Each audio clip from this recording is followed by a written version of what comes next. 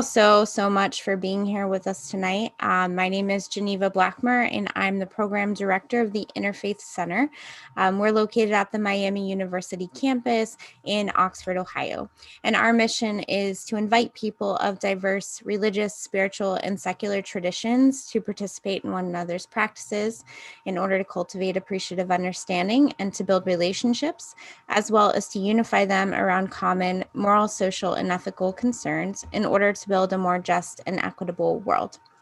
And we're really happy to invite Aruni Marapane back here today to do another talk.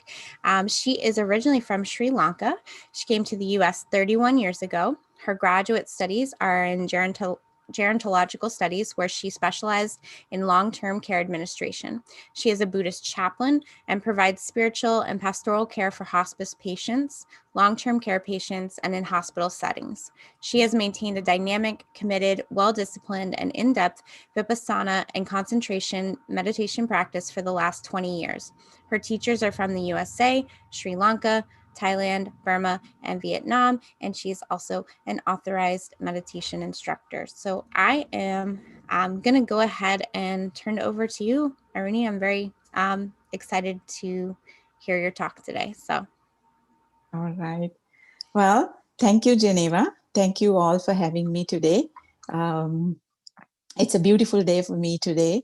I am going to share my personal and professional experiences, my story with you all. So I'm not going to talk about any belief systems or any spiritual theories or anything from any book. This is directly coming from my heart, how my journey was. So as Geneva said, I am originally from Sri Lanka. So I came here 31 years ago. I live in Westchester, Ohio. I'm married. I have 3 beautiful children, 2 sons and a daughter. Right now, because of COVID, we are all home. And I'm a Buddhist chaplain. So I'm going to first talk about my journey very quickly. It was a long time ago. I started my career as a lawyer. I went to law school. I had my degree back in Sri Lanka.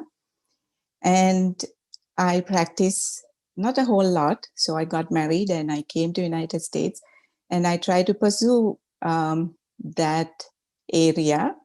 But life situations started to change.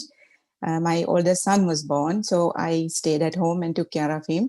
I had a lot of time for soul searching, to think about what I really wanted to do. Because with law, there was something was not aligned, something was not right, and I really didn't have much passion or I didn't enjoy. I have all my respect for that profession, but somehow it didn't agree with me. So I had a lot of time to think about what I really want to do with my life, because we are so blessed in this country, there's infinite opportunities. When my son was about 4 years old, when he was ready to go to preschool, I was exploring. And at the same time, I left my whole family back home.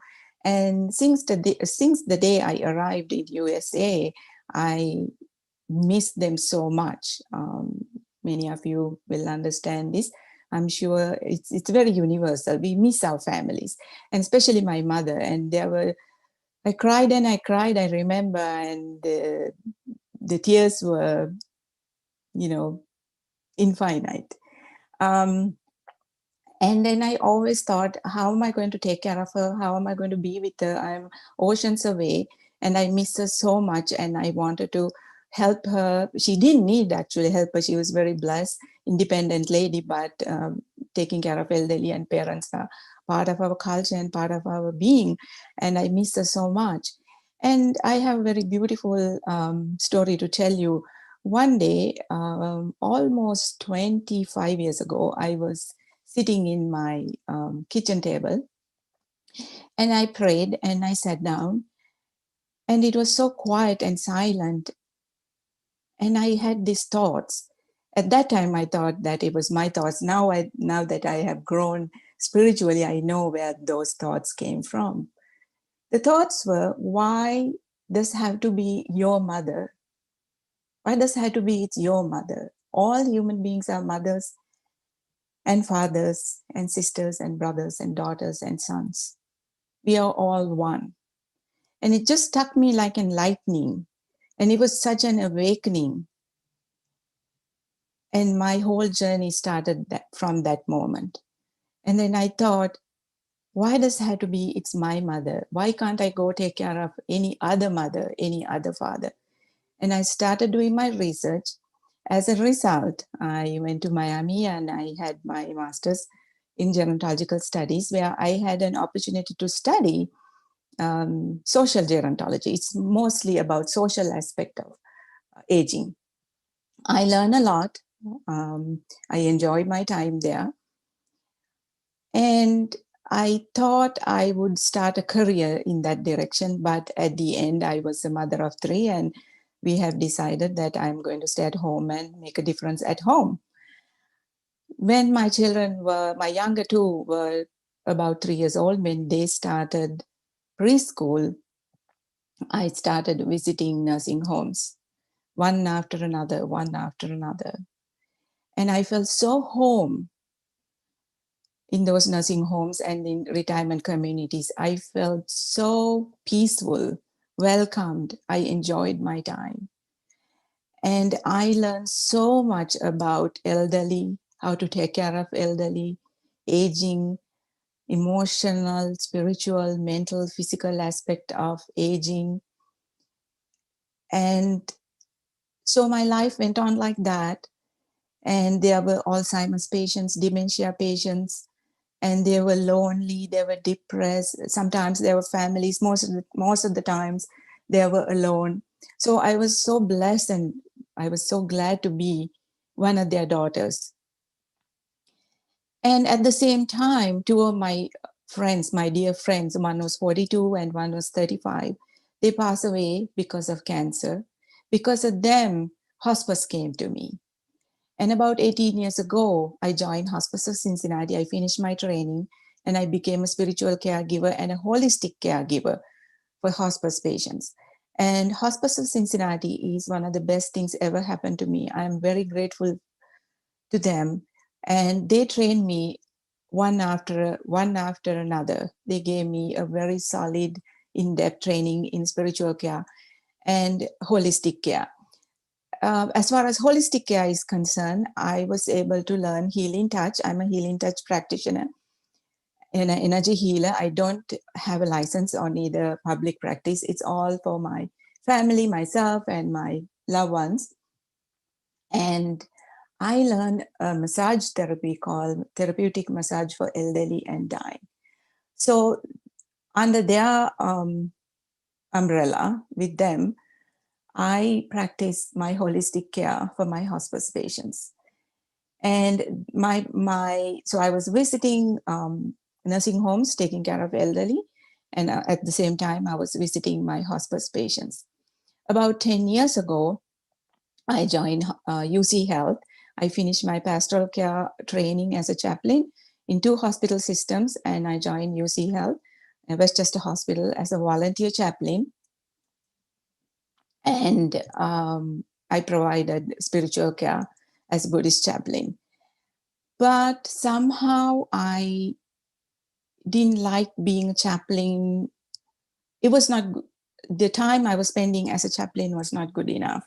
I didn't have much time to understand my patients. So there were lovely people in the administration and they helped me to find a job. It's as a patient care monitor where I could spend 8 hours and 12 hours with a patient one-on-one. At the same time, they allowed me to provide spiritual care as a chaplain. So everything was, all the causes and conditions were correct, and it was unbelievably beautiful. And for about last 8 years, I spent time with countless number of beings, taking care of them one-on-one. Each shift was normally about 12 hours. Sometimes it's 8 hours. Day after day, understanding them, loving them, holding them, embracing them. And there were patients who were addicted to drugs, drug overdose, depression, suicides, Alzheimer's, behavioral situations, dementia, organ transplant, AIDS patients, HIV patients, emergency situations, you name it, all kinds of life situations I was able to face. And at the beginning, it was hard, but as time went by, because of my commitment and passion and my understanding of pastoral care, helped me to come to a very equanimous state. So I have today some examples, very appropriately without breaching the confidentiality, about what I have learned. Some experiences very much, very close to my heart. So when I will tell you about these experiences, when patients were told when they were 25, when they were 35 or 45, that they are terminal, they're cancer patients, I was able to hold their hand.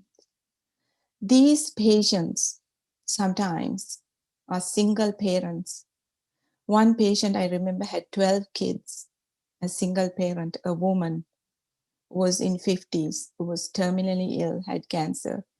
And when the doctor asked me to accompany him to tell that news that she no longer can have any treatment and it's time, her time has come to say goodbye, the suffering was unfathomable, indescribable.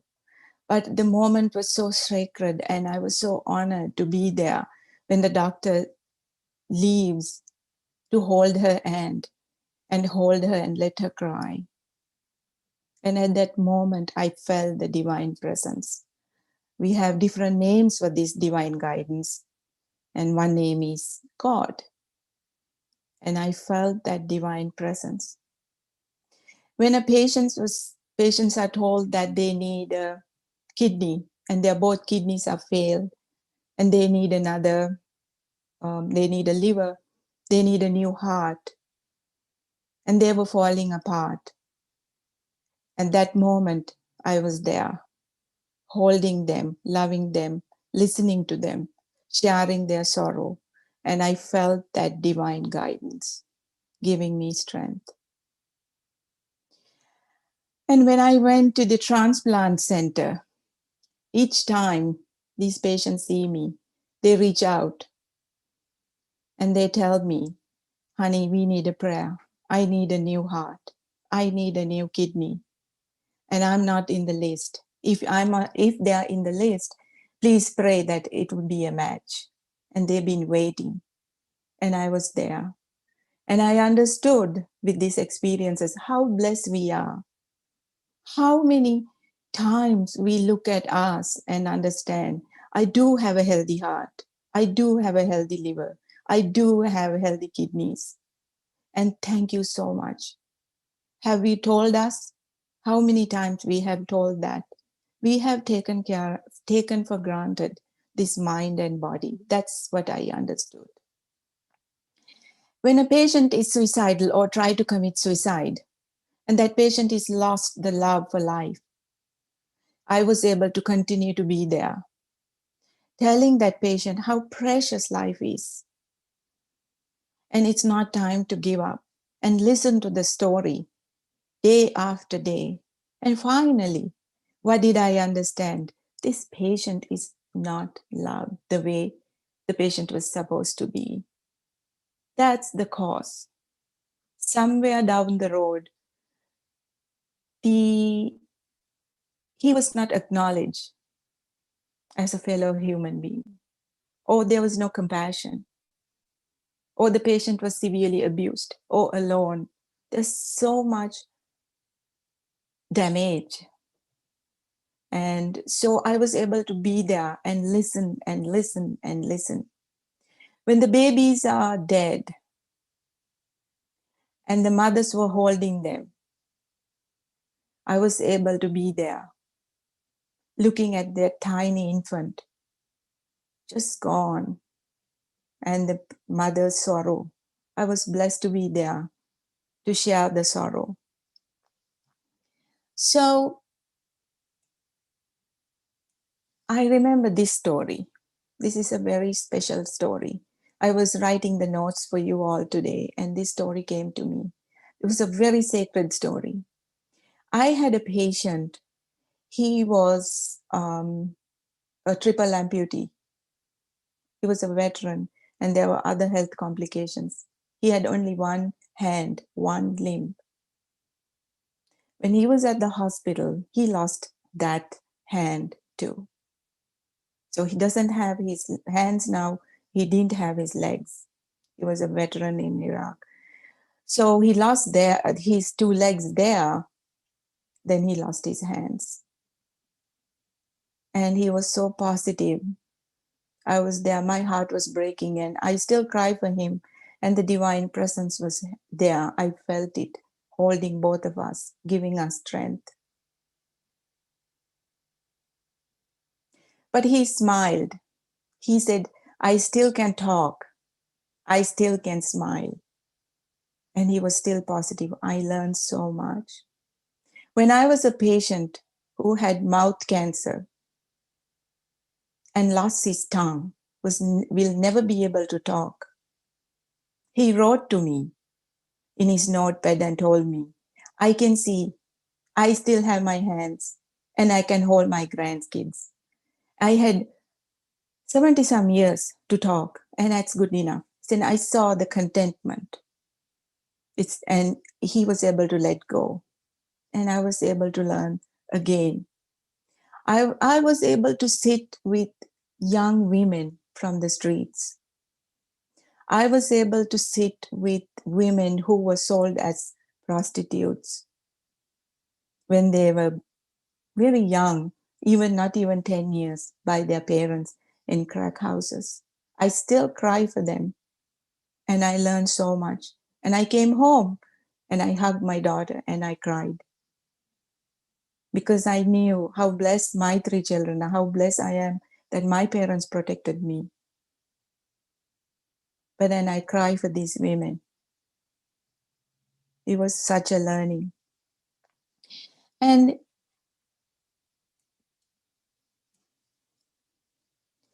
so, as a patient care monitor, these patients were extremely sick. I had to make sure that they're safe. And I coordinated their care with the whole team, doctors, the nurses, the social worker, and everybody. So I was able to listen to their life story. But I want to tell you this, take this opportunity to tell you this. 12 hours, I was adjusting their oxygen tubes, and that oxygen did not have a color. The oxygen, the air we breathe, does not have a color. It's not white or black or brown or any other color. It was neutral. When I helped the nurses' aides and the nurse to change the adult diapers, and we just want to get rid of that as soon as possible. The diapers are not black or white or brown or any other color. It was neutral. And we didn't have different garbage bins for black diapers or white diapers or brown diapers. It was a one garbage bin. So you get the point. When they took blood, it was all red for all human beings. It didn't have different colors. So I learned about existential realities, aging, sickness, dying, and becoming is very normal. It's very common, and we are all one through my experiences. And at the same time, I see the chaos out there, and I see how distorted, ignorant is our thinking, which made us to this mess we are today across the planet. It's very sad. So I learned and I learned and I learned. And all my experiences are very sacred, which made me who I am today. I'm so grateful to all of those experiences I had. So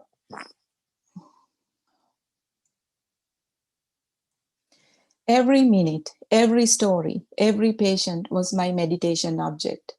I practice loving kindness meditation, compassion meditation, meditation on empathy and equanimity, meditation on forgiveness.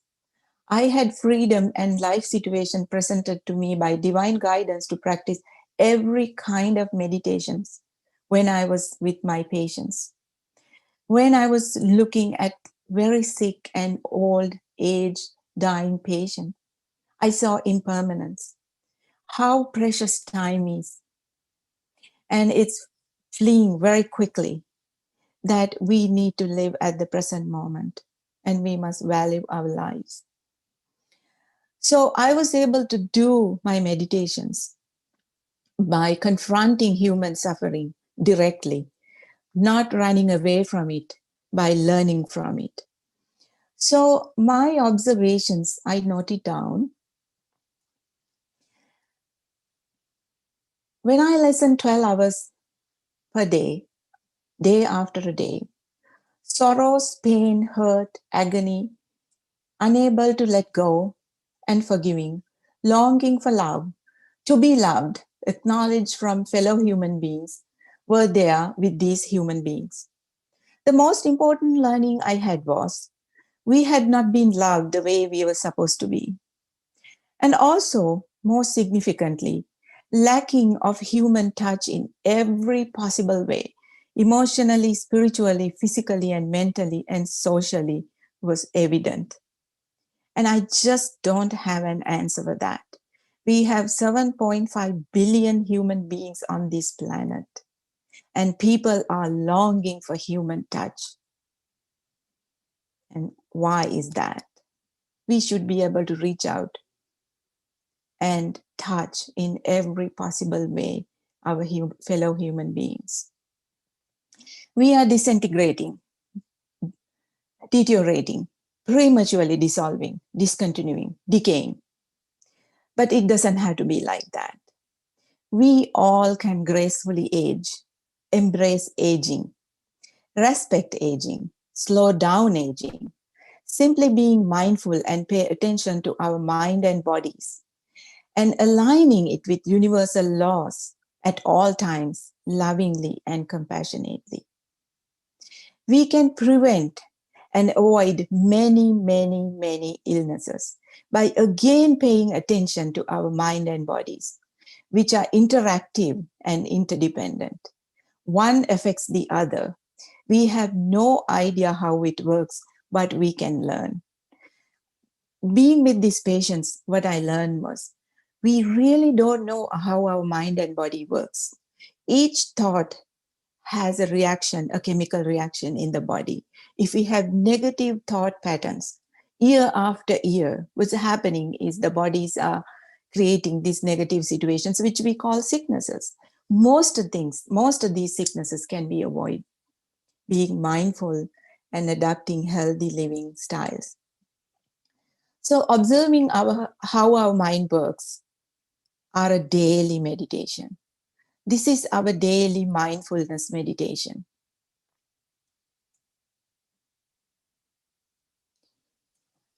Paying close attention and being mindful about physical body and its needs to keep it healthy is our daily meditation. Paying attention to our emotions and have them within a limit and appropriately is our daily meditation. Gaining strength in our spiritual beliefs and have trust and confidence in our own faith is our daily meditation. So this is how we are confronting this suffering, and these existential realities we can turn into our daily meditations. The meditation doesn't have to be sitting down in a corner and closing our eyes. These are, by living our lives, we can turn this experience into living meditations. So I'm going to talk a little bit about the hospice experiences. And hospice experiences are absolutely sacred, amazing, and loving. And that process have to be a fearful situation. This is what I have learned. If we prepared, if we know that this is inevitable, We all have to go through this anytime, not one day, not in 10 years, not in 20 years. This can happen now because we are one breath away from that. It is that life is that uncertain and vulnerable. So if we contemplate about death every single day positively and constructively, we can live well. So we think about death as we are getting ready, preparing for a beautiful ceremony, as if like we got ready for our own wedding. The physical part of the death is not that difficult. Especially in this country, our hospice care is so wonderful. The pain management is done excellent. So there's a certain amount of guarantee that we've been taken care of. But I know, coming from another country, a developing country, Southeast Asia, the hospice concept is not that developed in our countries. Pain management is not done that well. So we are very blessed in this country that we have this wonderful care team, the hospice team. Now I'm providing actively dying care. It took about almost 18 years for me to graduate. About 3-4 years ago, I was graduated to provide actively dying, that is 11th hour care for patients. So now I witness human beings are actively crossing over, actively exiting, actively discontinuing. And it's very sacred. That's not the sad part. The thought process before we are exiting is the sad part. If we are not prepared, our minds are not strong, and if we are not courageous, and if we are not really realistic about this process, the thought process before we are exiting is the hard part. So the point is, we must contemplate on death. That is inevitable. That is one thing we are sure about. It's going to happen. And we must live well. So what's going to happen? We will value our time. We'll stay at the present time. We love ourselves. We trust ourselves. We will be and should be and could be content of ourselves, our loved ones. We will trust ourselves with whatever we do. We will love ourselves and others around us. And we will protect our minds and bodies at all times. So with my hospice work, my mission is to make sure that no human being should cross over without love around them. I am working on this by speaking to the world, traveling and reaching out. We should not leave this world without love around us. So many human beings are crossing over alone, and that should not be happening, because we all can somehow make room and time and opportunities to be there when others are crossing over. So having said all of these things, I have this beautiful Buddhist prayer or teachings. Here it goes. Having our good health is the biggest gain. Being happy and content of ourselves is the biggest wealth. Having trust in ourselves, our loved ones, our community, and the nature is the most precious relative we have.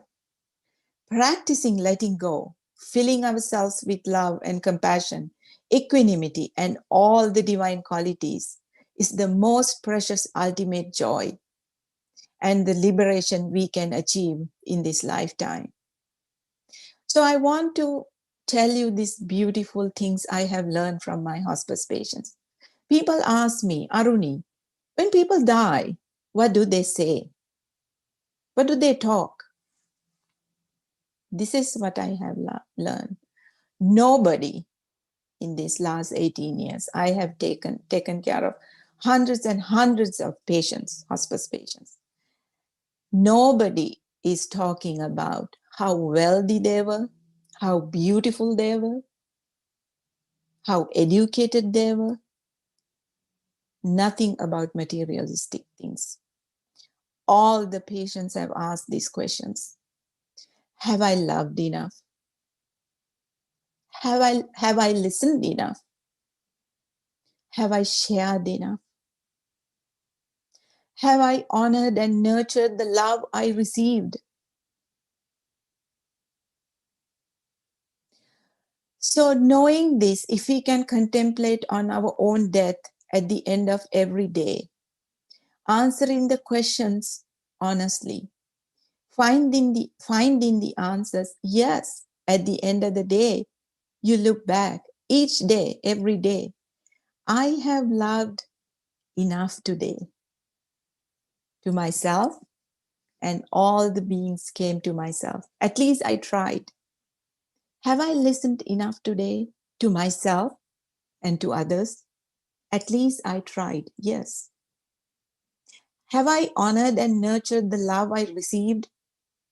If you can say yes, you had a good day. Because sadly, the human beings, the way I understood, we don't have capability to recognize and identify, honor and nurture when the love is around us.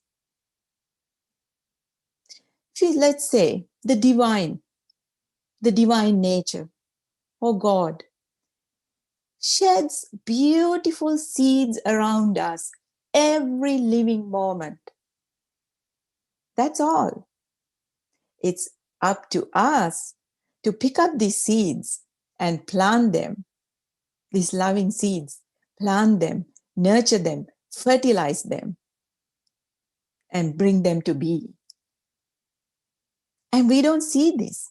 We bypass them. We have fantasized some other stories.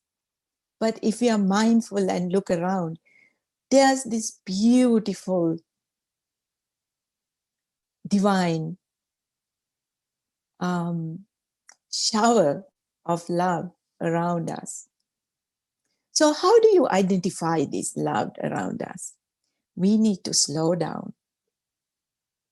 We need to simplify our lives. We need to be content with ourselves and our loved ones and what being given to us. Sometimes I ask my patients, when did you sit down in your patio alone or with your loved ones? Calmly, silently, watch the stars shining above us. When did you look out when the spring comes at robins dancing and chirping? When did you watch the yellow daffodils coming out and smiling at you? Spring rains, you hear the dogs and the kids laughing out on the street. Sadly, most of the people just looked at me blankly. If we can slow down, find time for ourselves and being with all that is, we'll recognize these loving seeds around us and we will have time to nurture them and make them what they're supposed to be. And that's love. But I want to share something very beautiful today as an honor to my family. So all of these last 18, 20 years, all of my work has helped me to be a very loving mother and wife. My work has helped to transform my family to a great extent. I came home every day and shared my compassionate stories appropriately with my family. As a result, my children have become very kind, compassionate, and empathetic and generous human beings. Today they are adults and they are ready to go and serve and make a difference in the world.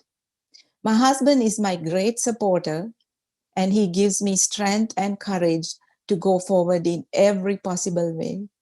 So being with suffering and helping to alleviate suffering and confronting it fearlessly with courage and strength rewarded me in infinite ways.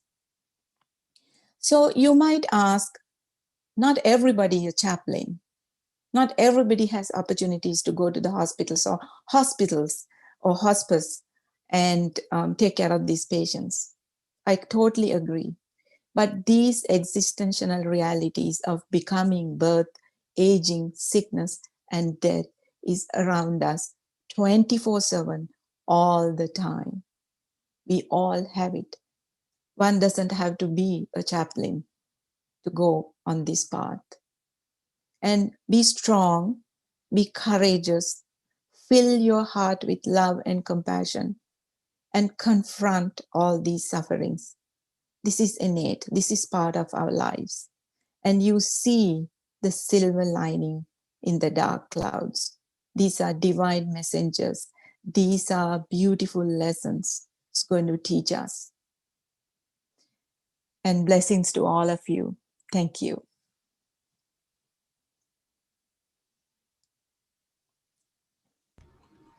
Thank you so much. We're going to open up now for a Q&A. So if anyone has any questions, you can either unmute yourself or you can type question in the chat.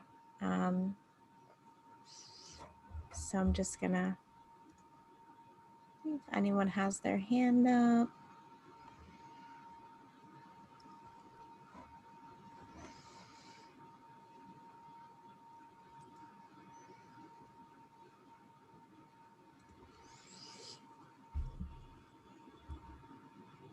No questions from anyone? Yeah. My Zen teacher always says, no questions. Oh, you're already enlightened. Oh, okay. We have Morgan has her hand up. I'm glad to hear you have a Zen teacher also. I'm learning so much. I've actually been dead myself. I've had 6 brain operations. I was in a coma for a little over a month. Twice I've had 3% chance of living. I'm still here. I have a kidney transplant. I have an ongoing lung disease. And the idea of Zen or Aloha spirit, however you want to put it, has been hammered into me lately, has given me answers that I've been looking for since I was a child. And the idea of, in Western ideas, the idea of your death, of being able to leave peacefully, is very important. You need to leave without regret. And so you don't know when another person's going to die. You need to treat them kindly. And when they die, you won't have as much sorrow that you left something unsaid, which has happened to me on a couple of occasions. And death itself,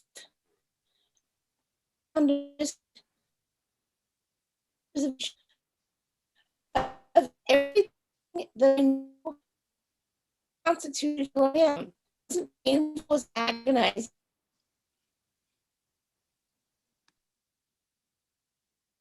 Else to go, I have somewhere else to be. No,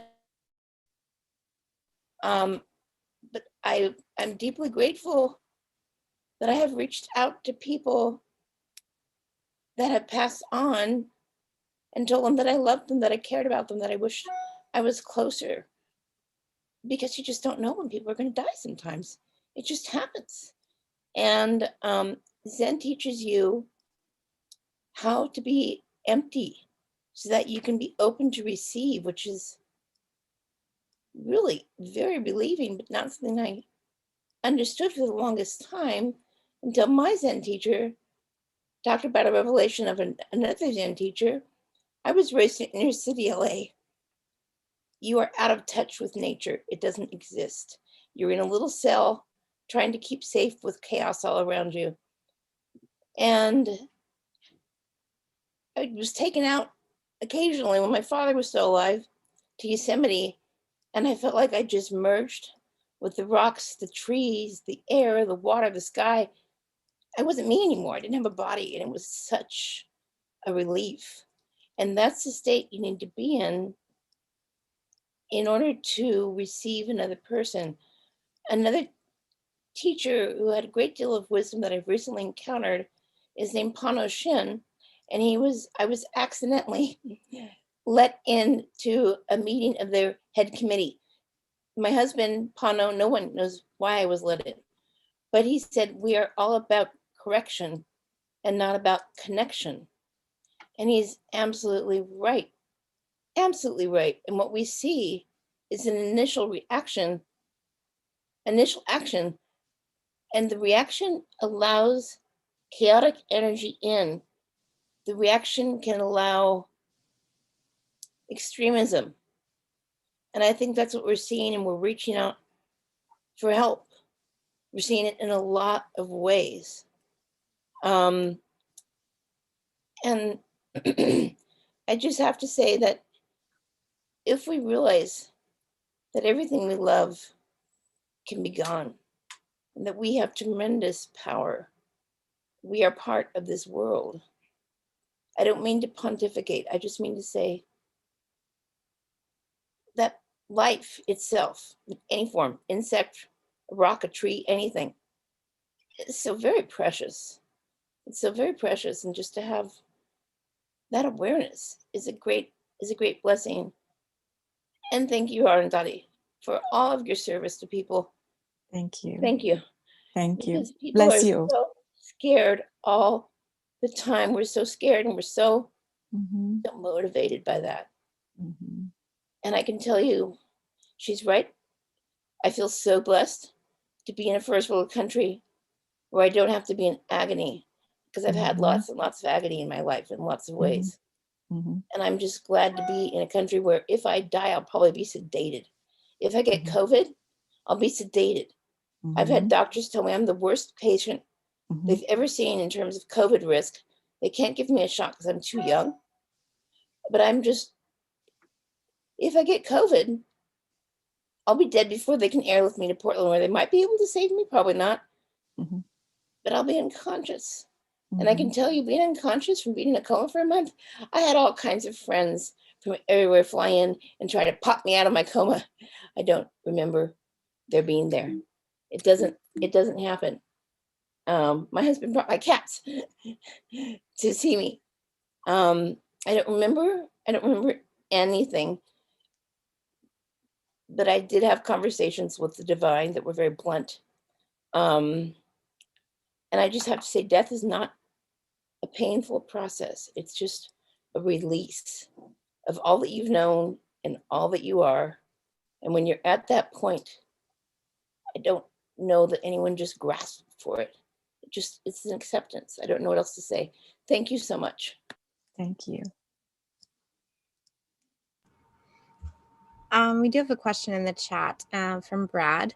I'm beginning my training in clinical pastoral care. What advice do you have as I embark on this new journey?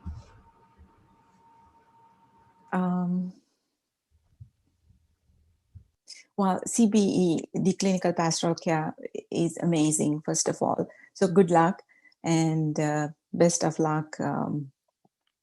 It's a good program. It'll help you to understand more than anything about yourself, how ready you are. So hands-on, I mean, it's absolutely wonderful. But what advice? There's so much I can tell you. The most important thing I have learned through my pastoral care experience is the ability to empty myself, empty yourself. If we are so conditioned in every possible way. So it's all about the patient. If I walk to a patient with my own conditioning, I cannot really understand who he is and the situation that patient is in. So I started practicing undoing myself before I enter the room, before I went to the patient, and try my best to decondition myself.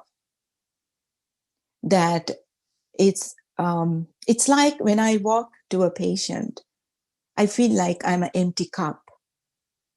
So when I go to the patient can fill this cup with himself or herself. So I can really understand what they're going through. So that is the best advice I can give it to you. Practice that emptying yourself. So you are a pure light being when you go near this patient, and they can fill you in with their sorrow, with their pain. I hope he's satisfied. Brad, are you satisfied? Thank you very much. It's wonderful advice. Thank you. Thank you, and good luck. Thank you. Does anyone else have any questions? Again, you can unmute yourself or type in the chat. I just wanted to thank you very much for everything that you said. And Thank you. my mother is in hospice right now, and so we've been able to go and see her, and now we can actually go in on the weekends to see her because she's on compassionate care now.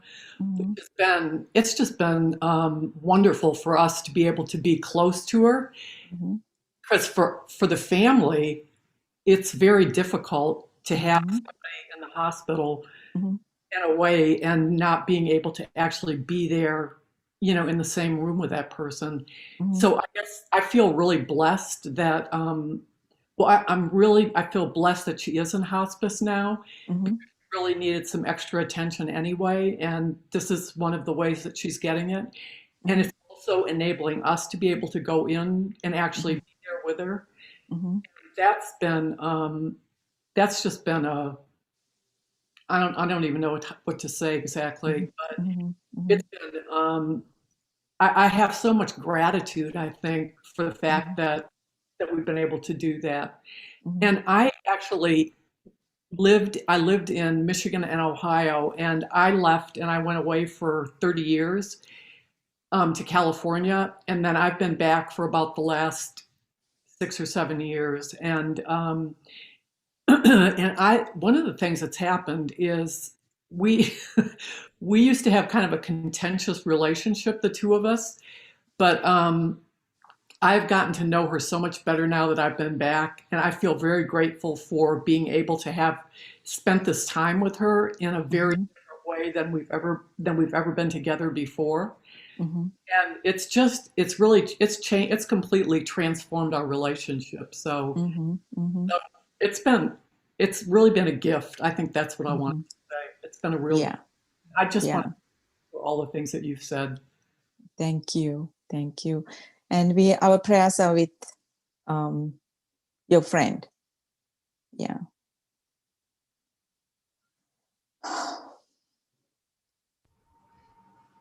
Okay. Carrie just received another question in the chat.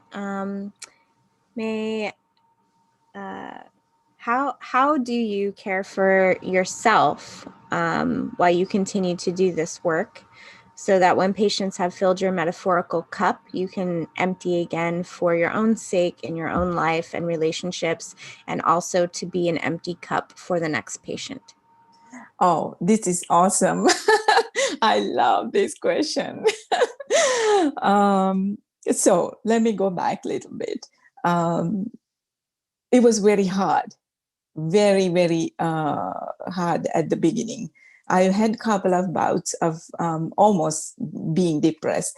And I asked this question, this is a long time ago, that if this is all for life, what's the point of life? And I was really unbalanced, and I actually took some time off of hospice work. But at the same time, exactly 20 years ago, I remember my meditation practice, my Buddhist, my concentration and insight meditation practice started.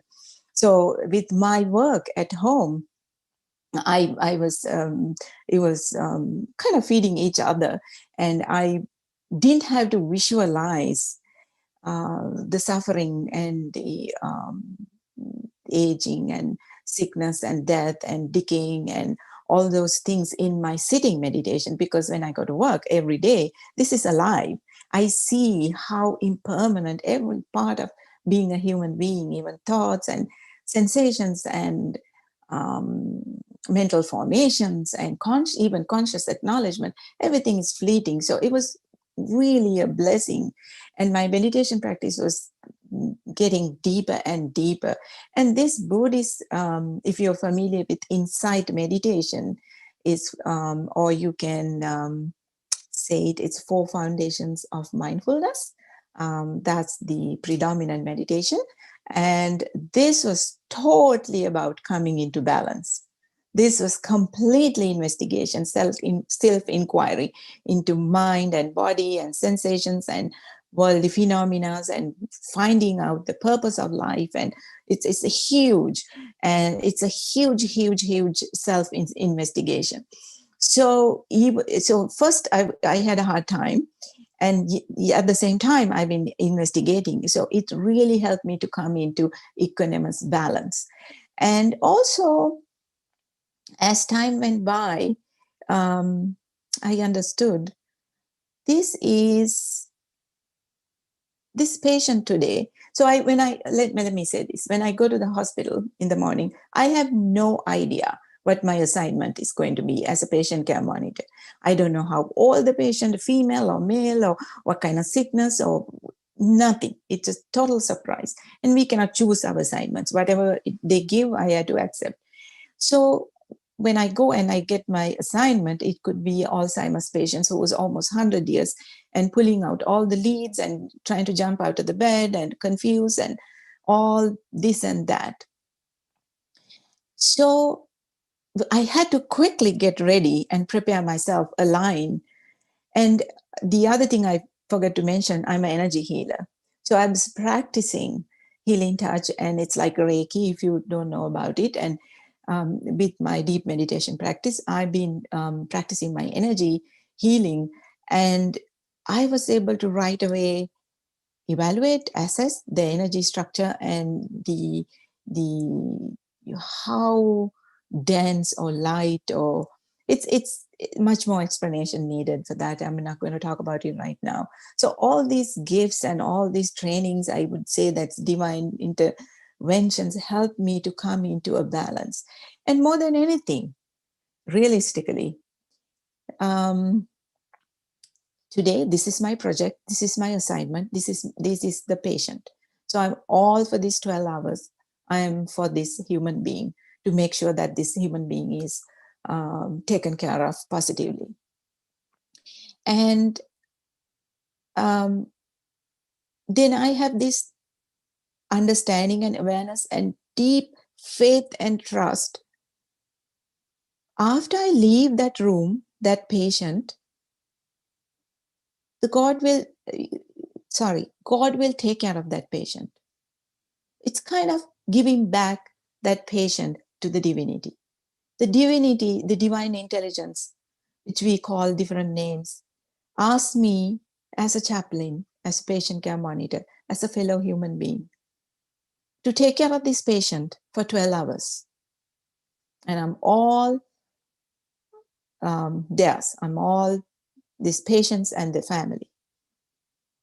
And I have this deep trust I evolved into that. I developed this trust and faith that after I left, the patient will be taken care of the way it's supposed to be. And I started practicing. It's actually this ability to detach myself. That ability was, I was able to gain that ability through my vipassana, my insight meditation practice. So I leave the whole experience right there. And I know when I walk to the other room, there's divine intelligence, there's divine guidance. It's the causes and conditions are there. I had to get ready for another whole different story. And I'm all theirs. But as I said, when I sat with these young women who used to be being sold as prostitutes, I walked down to my van and I cried because I had to switch my role as a chaplain to a mother of high school teenagers in 10 minutes because I was after my work on my way to pick up my kids and come home and become a wife and a mother and cook and clean and do all those things. Sometimes it was very, very difficult. And my family was very understanding. There were times they had their things going on and they were not very understanding. So we had our moments. But as time went by, it became better and better and better. But I would always take time to center myself and pull myself together before I go to the other situation. So it was kind of a journey. I think I'm in a good place now. Thank you. I know we're coming up on the hour. We do have one last question in the chat from Marilyn. Do you talk with family members about how to interact with their family members who are in hospice? And she notes a comment here that her mom was in hospice, mostly unresponsive for about a week, and she didn't know how to communicate with her, and she just sat with her, but she said that didn't feel right. So advice on how to interact with your family members that are in hospice. Oh, if you are a family and your family member is passing away, okay. And is in hospice, yes. And is in hospice, okay. Let's say her situation, her mom, is that her mom, right? And she's in, yeah. So the way I understand my hospice experiences, I want to tell you that I had experiences when people were in life support and we thought they are dead and they were in coma for a long, long period of time. Or they were simply in life support system and we thought they are not going to come back.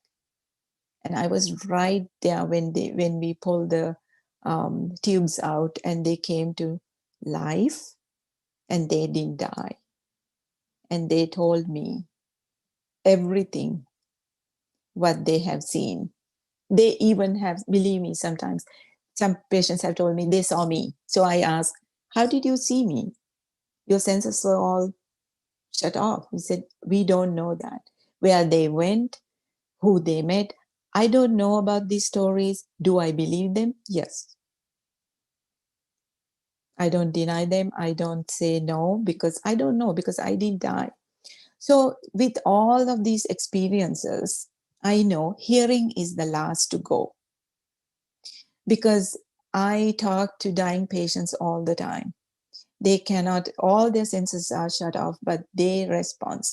Because the hearing is to last to go. So your loved one can hear. At least we assume that they can hear. I will guarantee you they can hear. So people ask me those questions I have told you. So if we can tell them, we love them unconditionally. And we are so grateful. And thank them so much for being in our lives. And they have done what they're supposed to do on this planet. Lots of dying patients have guilt. Lots of dying patients. Because we do have it. You and me, we all have it. We all have this doubt. Did we do our job right? We ask even day-to-day life. Did we do enough? You think we did enough? Imagine the dying patients. So if we can assure them with so much love and compassion, what you gave, what you did was good enough for us. And it's okay to go. So we love you and we are so grateful. And what you did is good enough. Be happy and it's okay to go. And that's the most important message. You can say it in many ways. And this is how actually I help people to go. So many people have died in my hands. And only 2 of us were there in the inpatient care unit. And this is the message I have given them, told them. And boy, they're gone. And sometimes I have dreams and they come and tell me, thank you. Thank you. It's so sacred. Thank you so much. We do have one last question. I just got messaged to me in the chat. Is there a specific practice or ritual you have to help yourself or the patient? Oh, with hospice patients? I believe with hospice or just in general. Did you want to clarify that question, Morgan? You're muted. Sorry. You're muted.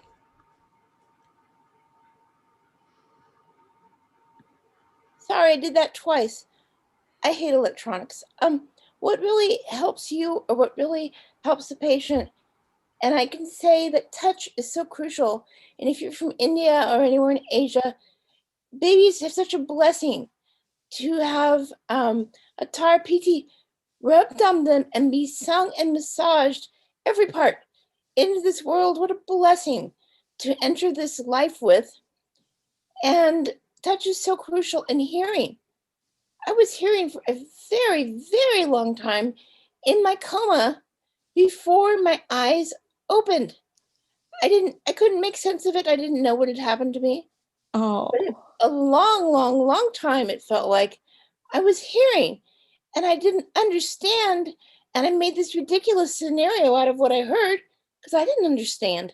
But yes, I think when you speak to someone, they will hear you if they have any ability to have yes. any sense, sensory input at all. Sorry. Mm-hmm. But yes, any patient, what is anything you can do for yourself or for your patients to bring comfort that you find useful? Thank you. Holding the hand lovingly. Holding the hand. Because each patient comes from different cultural background, religious backgrounds. Some might not like we are touching them any part of the body or anywhere, but universally, anybody will give their hand. So I had patients from Middle East to Africa to China to Southeast Asia to Europe to every possible situations and different places. And I was holding their hand universally. But of course, it's different in different cultures. For example, some people would like for us to massage their feet. And people are open to healing touch or Reiki. People have requested me to balance their energy centers, their chakras, and they had very peaceful exits if they are open to that kind of holistic therapy. And also depending on the timing. If you have more time, like 1 month, or sometimes you have 6 months, or some have 3 months, then I would go and massage them, and I would provide healing touch and all kinds of that kind of holistic therapy. But what about if it's actively passing away? They're actively slipping away. We just hold the hand lovingly, and that's it. Hold the hand, and that's my passion. Please pray for my mission that no human being should be alone when they're crossing over. Somebody has to be there with love. Thank you. Thank you so much. So we are, we're a little past the hour now, so I'm gonna start wrapping up. And thank you so much for your time. Did you have any final last words to leave everyone with tonight? Yes, fill your hearts with love and compassion all the time. Don't be afraid of suffering. That's a fact. That's part of our lives. Don't run away. Don't look at the other way. Go directly, confront it, confront the suffering fearlessly. You'll learn so much from that suffering more than anything. I love you all. Thank you so much for. Thank you for being that person that was there for those that didn't have anyone. Thank you for being there. Thank you. There are so many people so scared and so alone, especially right now. Exactly. Yes, thank you for your compassion and for sharing your wisdom and your love with all of us here tonight. So thanks for everyone for being in this room. And I hope that you will continue to join us for other programming at the Interfaith Center. And thank you again to Aruni for being here with us. Thank you. Bye. Thank you so much. Thanks, Eva. This is really helpful. Thank you. Thank you.